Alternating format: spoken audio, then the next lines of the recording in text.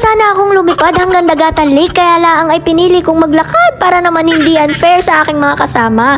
At dahil dyan, Ako nga pala may kwento!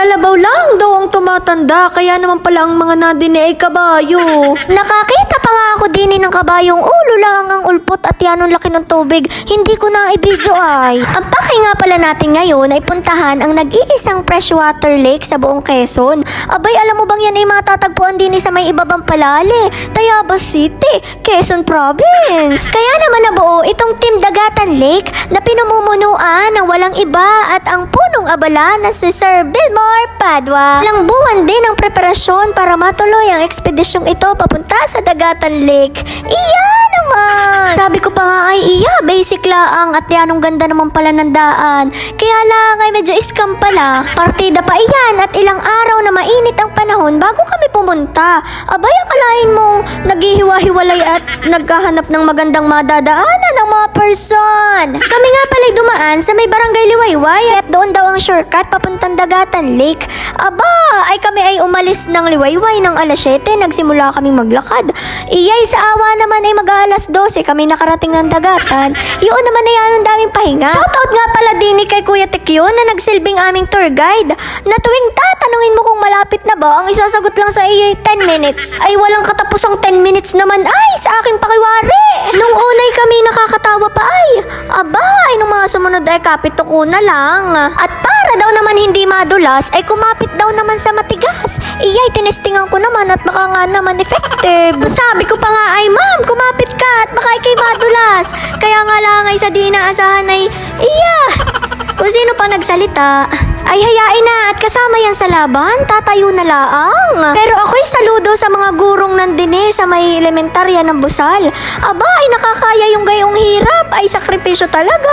Namahinga nga lang kami ng kaunti at talaga namang hapon na, tapos ay tuloy na uli ang lakad.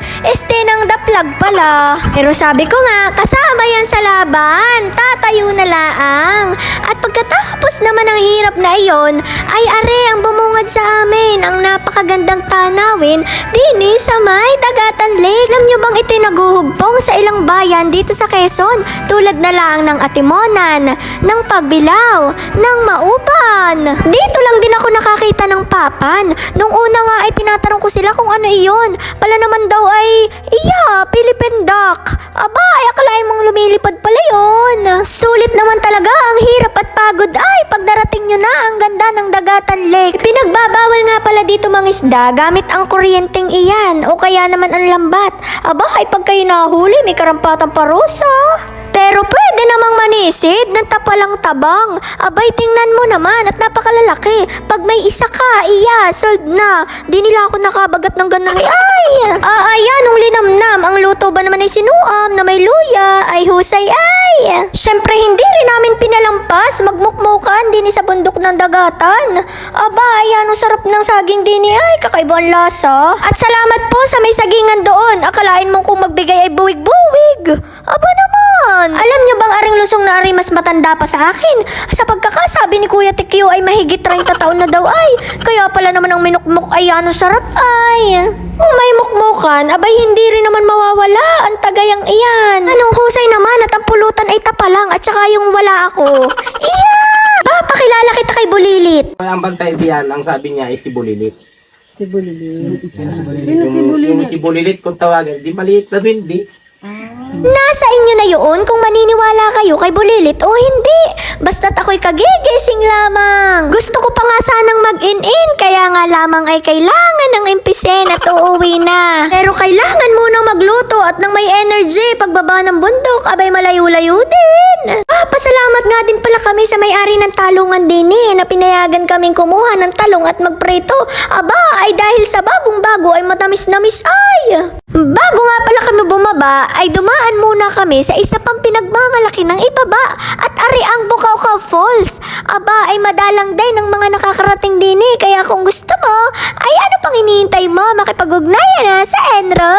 Tagal ko na sa Bayabas ay nga ngayon ako nakarating din may itinatago palang paraiso ang ibabang palale. Alam mo ba na ari walang entrance fee, kaya kung pupunta ka dito ay libreng-libre, kaya laang ay wag ka nang mag-iiwan ng dumi. Dalhin mo na ang basura mo pabalik. Kung ayaw mong magalit sa'yo si Bulilit. Kaya ang gusto naming iparating mula sa Dagatan Team, Pinagkalooban tayo ng ganda ng kalikasan, ating mahal na hali at alagaan. Go Tourism Tayabas City! Go Tourism Ibabang Palale! Bus din kaming nagpapasalamat sa suporta na ibinigay ng Honta Cafe sa aktibidad na ito. Talaga namang full support, abay ika nga ay 100% talaga. Kaya sa kapwa ko palalihin, suportahan natin ang sariling atin. At yun lang ang kwento ko for today's video. Thank you for watching. Bye-bye!